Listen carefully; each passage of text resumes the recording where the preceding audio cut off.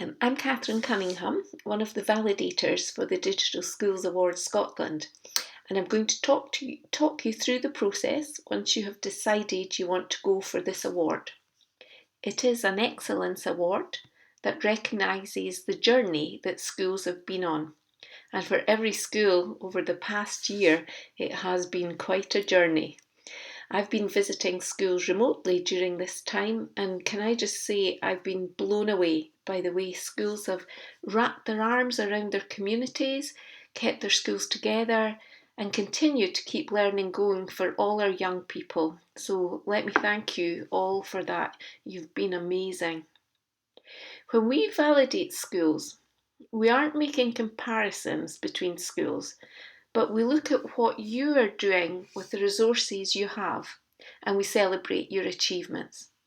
A school can be doing amazing things with very little in terms of resources, while another school may not be making the best use of their resources. It's all about your school and your journey. A validation visit is not an inspection. Please think of it as an opportunity to showcase the best work of your school with a professional who understands the complexities of life in a busy school. I hope I can persuade many of you to press that submit button and go for your validation after today's presentation. I'm just going to give a brief run through of how the programme works, but I'll spend a fair amount of time on the nitty-gritty bits that people often contact me about. In other words, what to consider when doing your self-evaluation, collating your evidence, and hosting the validation visit. The Digital Schools Award Scotland started in Ireland and was introduced to Scotland just over 4 years ago. My school was one of the first schools to gain the award, so I have experience of going through the process just as you are doing now.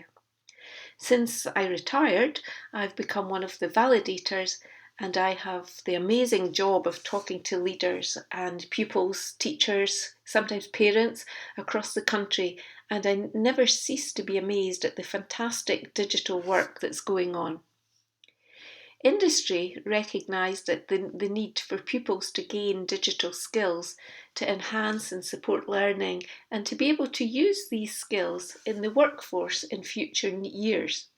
So the programme has been brought together with support from HP, Intel and Microsoft. And Education Scotland are fully involved, keeping track of registered and awarded schools. And they receive copies of all reports. And I know that Louise reads them all. She has to download them. They're so long, they block up her email box. But by reading reports from across the whole of Scotland, it gives Education Scotland a flavour of what's going on across the local authorities. The framework is a great evaluative tool, and it sits alongside the digital technologies curriculum documents already provided by Education Scotland. The award can be given to nursery, primary, secondary and special schools, and schools can be local authority or independent. It's very easy to register. You might want to think of giving a couple of email addresses in case one person leaves. But once you're registered, you work through the self-evaluations, giving yourself a tick against 3 differentiated statements. These can be changed at any time. Once you reach 70%, it triggers a submission button and a request for validation. In order to press submit, you need to write a validation statement on the site and upload an acceptable use policy and your digital technology learning policy or strategy. Before or after you submit, you can keep uploading other pieces of evidence. The onus is on the school to provide evidence to back up their self-evaluation.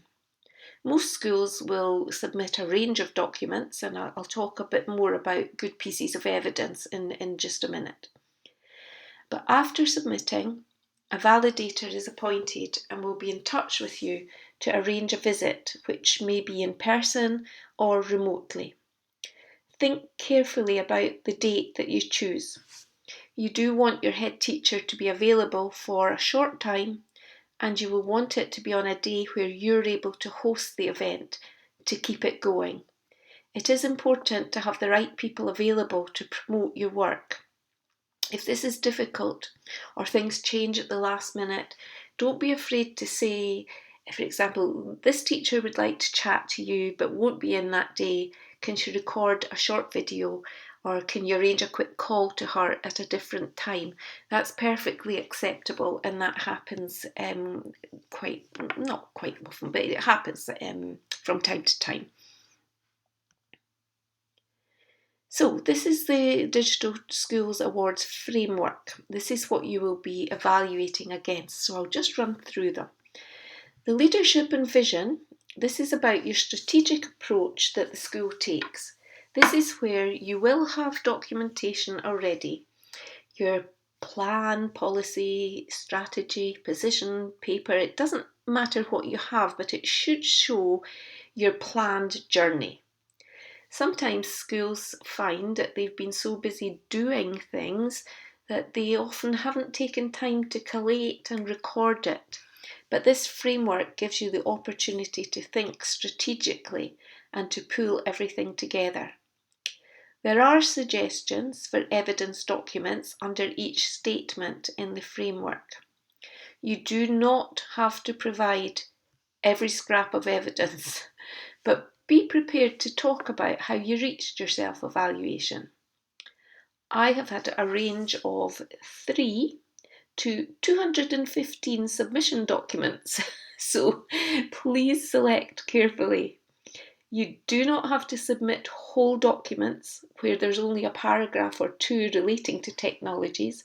Just take a screenshot, paste it to a document or a sway, or stick it in a OneNote or something, and write a sentence to go with it. You don't want to give me huge big documents, because it isn't best use of my time. If you do want me to see your planning documents or progressive planners, just ask yourself, what will I be able to tell if you're sending me blank documents? How do I know that you haven't just, I don't know, plucked them off the internet? I want to see evidence that they're in use. So I'd rather see a screenshot from someone's planning folder, even if it's scribbled with changes or evaluations or next steps. I really want to see working documents, not pristine blank templates. You can black out names if you need to. And please be aware that support for learning, CLPL and internet safety will always be discussed. You can show evidence from wall displays, photographs, CLPL records or minutes of digital working group meetings.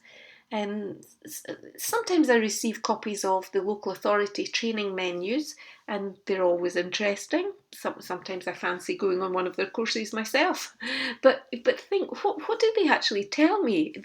That just tells me that they're on offer to you. I'd rather know who has done what and what they've done next. If you're sending photographs as evidence, can I suggest, or can I plead with you, that you collate your photographs and insert them into one document or something like a sway as a stack of photographs, as opening a photograph file by file with only numbers as identifier takes forever, and again, that's not best use of my preparation time. The next section is digital learning and teaching, and this is your chance to shine. Choose staff and pupils to talk about what they do and the impact it has had. And don't be afraid to choose people who were hesitant in their digital journeys initially. They're often the best and most enthusiastic. I've spoken with so many people who have dreaded taking on blended learning, but who have been invigorated by this new learning. One PSA recently told me that the joy had returned to her job. She felt it was like a new job completely. In this area, You can cover the core tools that you use, such as the productivity tools, Teams, Google, iOS. It doesn't matter which platforms you use, but give me real examples of what you've done. In face-to-face visits, we will want to see them in action. Some software, remember, can be used superficially, so make sure you highlight the content that children are creating. And think about how you're using data generated from software. So, for example, a lot of schools use SumDog, which is great, but how are you using this? Are you using it for individualised learning, focusing on areas for improvement and checking progress, or are you just allowing children to use it as they wish? So think about how are you using the data that these programs are generating for you. School culture. This is all about the team. Everybody pulling together for the school community. Are staff buddying up, sharing tips and skills? Have a look at your website as well and social media. Are they up to date? Who's your audience? Are all classes being promoted? Think also about links you have with other schools or organisations. It can be your cluster schools. Think about your transitions, further education, intergenerational activities, charities, and business, and link to STEM and developing the young workforce. Professional development. Be thinking, is there a school-wide approach or is it very ad hoc? And be able to talk through what you do and why. Everybody has stepped up at this time, there's no doubt, and digital skills have soared. But how are you going to keep this momentum going? How do your staff keep abreast of new developments? Are any self-directed? Do you have any Apple Teachers, Google Educators, MIEE or similar? Develop the team. Don't rely just on one person. Think of sustainability. Internet safety crops up again in this section. So find out in advance if you have any COP trained members of staff and what resources do you use. And think about the 3 ways that you would address this area. So firstly, you would be teaching discrete skills in digital literacy, your secure passwords, reliable sites, copyright and ownership, permissions, online communications, who are friends or not real friends, and so on. And some of this will be taught through your health and wellbeing curriculum. Also, your drip feeding daily reminders that you're giving out in class. The usual things like don't copy and paste, use Creative Commons when choosing images, reminders of how to name files and where to save them, just your normal daily reminders. And lastly, and this is really important though, being responsive to issues as they arise. And that could be in class or it could be in the community. So we have responsibility for teaching children how to stay safe on online platforms, even if it is outside school as well. You need to teach them this. And I need to be sure, and I will ask the children this, that they feel confident to tell a trusted adult if they have a safety or cyberbullying concern. And more often than not, they will tell me that they trust teachers to deal with these issues effectively and sensitively, giving support to all involved. Words to that effect from the children anyway. The resource and infrastructure is about making the best of what you have. Schools always come out well in this. They're all compliant. And these days, most local authorities have taken control of all software licensing and they control the downloading of software, etc. This makes it much easier for schools. This is the section where you can talk about how you organise your resources. Do you have a timetabling system or do you have one-to-one devices? Do you have bring your own device? Think about how do you report faults? And what's your plan for refreshing devices and purchasing new resources? You will all have acceptable use policies for staff and pupils. Are your pupil ones written in pupil speak, or is that something your digital leaders might be able to do? Now, these are only points to think about. Do remember that you are in control of presenting your school's digital story, and you can include anything that you're proud of. If there are things you feel you aren't doing or aren't doing yet, don't worry. We aren't expecting schools to wait until you're sitting at 100% before asking for a validation. If you're on a positive journey and feel digital technology is enhancing and supporting learning and teaching, then let's celebrate what you are doing. There's no prescriptive way to do this. It's great for us that each validation visit is different. So remote visits and face-to-face visits take a similar format. We have a session with the senior management team and the digital coordinator, and the focus is on the leadership and vision part of the self-evaluation. It's very important that the school have full support from the senior management team, and everybody's involved in technologies. It isn't just the project of one person, it is very much about the team. Classroom observations, when they're in person, they give us the chance to see what's going on and talk with the pupils and teachers. If it's a remote visit, you need to schedule teachers to talk about what they've been doing. And when I have them captive, I'll ask about CLPL, support for learning, or anything that crops up naturally in conversations. There are no interrogations, I promise. Remote tours of the school don't work well. You're better sending pictures or videos of activities for me to see in advance of the visit.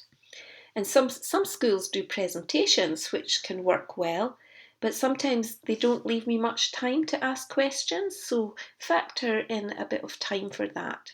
And as time is tight, we are aiming for an hour and a half online, so select your best bits for the day. And think carefully about pupils that you choose to talk to me, in that they need to have a clear talking point. And make sure they're close to the mic so that I can hear them. They tend to be a bit quieter when they're speaking online. And don't be afraid to stay with them and rephrase my questions, remind them of things they've done if they forget or they suddenly turn shy on the day. That's fine. The more information I have in advance of the visit, the more you will be able to promote on the day. And try to ask teachers to stick to time so everybody has the same opportunity to share their work. It's really lovely to speak to teachers, and I can speak to teachers all day, but we want everybody to get that opportunity as well. So after the visit, you'll be sent the report. I should have said actually in the last slide that at the end of the visit I will summarise, we'll have a little plenary session and I'll summarise my findings, and hopefully I will be telling you that you have met the criteria to merit the Digital Schools Award Scotland. And at that point, there will be a sigh of relief that it's all been worthwhile. But I would remind you that actually that's just part of your journey, and we know that schools will continue to work on their digital plans and will continue to move from strength to strength. So the report will come. It may take a couple of weeks depending on how busy the validator is. But the report has a summary comment. It will be quite detailed for each section of the self-evaluation, and an overall comment with our recommendation, which, as I say, I'm sure for all of you, it will be that you merit the Digital Schools Award. And you used to be sent a plaque, but now you're actually sent a certificate, which most people would put up on their wall. And you'll also be sent certificates for any digital leaders you may have, which you can see on this slide here. And you can see this school have posted their achievement on their Twitter feed. You are in control of releasing the achievement of your award.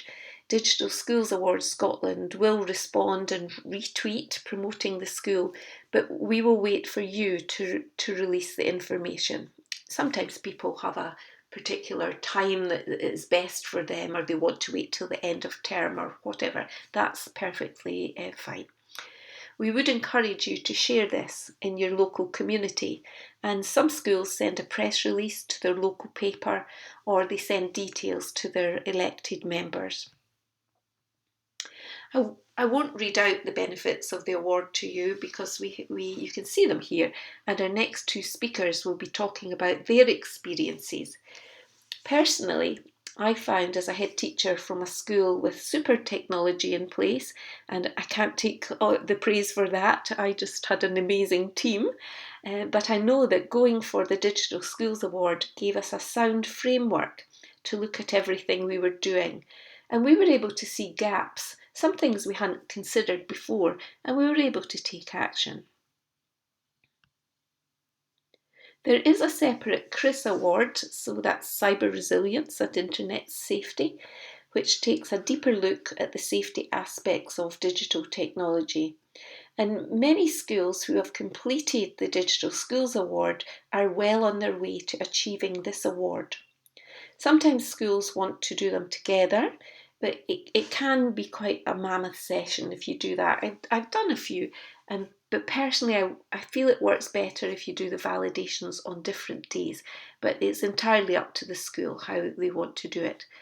You can do the Cyber Resilience and Internet Safety Award alone, so you don't actually have to have your Digital Schools Awards first. It is a standalone award, so again it's up to schools how and if they wish to do this.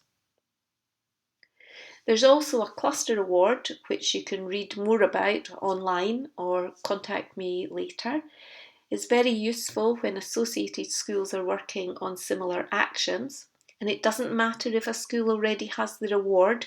If other cluster schools wish to complete their award, they can all be linked together. But just make sure you inform Digital Schools Award Scotland that you wish to seek this award as well as individual awards, and we'll be able to link all the schools together in the system and support you in the process. These are some press articles about incorporating blended learning into our validation process, and schools have done remarkably well during lockdown, and we could even see great strides from the first lockdown to the second. Digital skills soared. Schools discovered very effective ways of communicating with parents, holding meetings, delivering, participating in CLPL, and keeping the school together with online whole school events. Some of these new ways of working will continue even when normality returns. These are also comments and stories from schools who have gained their awards. It's really nice to get feedback and find how the process was for schools. We're fortunate though to have practitioners from an awarded school and an awarded nursery here today to tell their story. I was simply blown away with what was going on in both of their settings. It's so inspiring to see our young people use digital technology with confidence and purpose. One of the strengths of our Digital Schools Award Scotland schools is their willingness to share their successes, their ideas and their skills. So when you have your award, please share your skills, your experiences with others. I do hope you will decide to apply for the Digital Schools Award very soon. Many schools have said to me that they were actually ready many months before they actually applied, but they just held off because they were just not quite sure. So my advice would be don't hold off. If you reach the threshold, just go for it. And please don't hesitate to contact me or anyone at the Digital Schools Award if you have any questions. We're happy to help.